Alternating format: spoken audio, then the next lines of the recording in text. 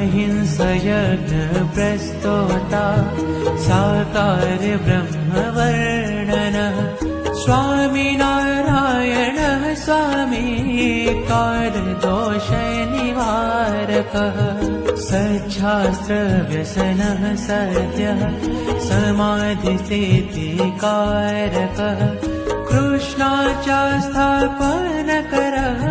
कौलद्वीटकलितारकः प्रकाशरूपो निर्दम्भः सर्वजीवहितावः भक्तिसम्पोषको वाग्मी चतुर्वर्गफलप्रदः निर्मत्सरो भक्तवर्मा बुद्धिदातातिपावनः अबुद्धिरुत्ब्रह्मधाम दर्शकश्चा